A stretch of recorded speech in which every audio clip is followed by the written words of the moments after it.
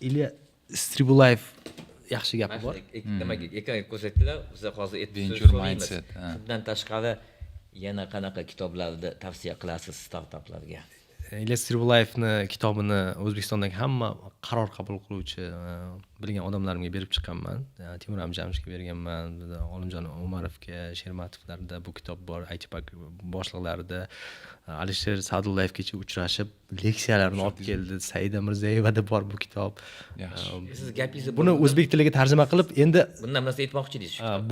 bu kitobni mohiyati shundaki, Ilya Stribulayev yaqinda ilmiy ish qilgan. O'zi venture capital O'zbekistonda 3 yosh bo'lsa, Amerikada bu 60 yoshda, ya'ni yaqinda paydo bo'lgan soha va venture capital aynan Amerika iqtisodiyotini qolgan 7 ta katta 7 lik deylik G7 davlatlaridan oshirib yuborishga sababi aynan venture capitalga quyilgan mablag'lar. ERISA degan 70-yillarda ERISA, ya'ni Employment Retirement Investment Security Act chiqqan. Qonunni SEC chiqargan.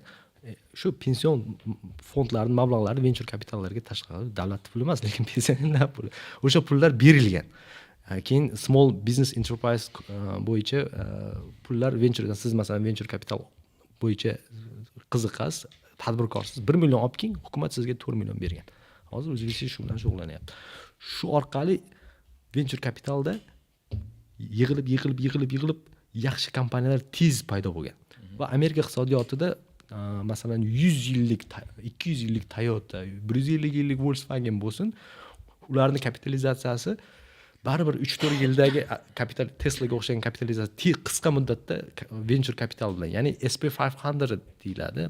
O'sha 500 ta Amerikadagi yirik kompaniyalarni va Amerikadagi hozirgi katta kompaniyalarni katta qismi 75%gacha Ilya Stribulayevning gapiga venture kapitalistlar sababli bo'ldi deydi. Ya'ni iqtisodiyotni bular ko'tardi-da. Bular Amerikani xalqini ham, u yerda ulush bor, xalqini ham ulushi bor, hammani boy qilgan, ya'ni venture mindset. Trump emas, Amerikani buyuk qilgan venture kapitalistlar. Ularning qonunchiligi bo'lgan, maxsus aynan shu riskni olib kirgan.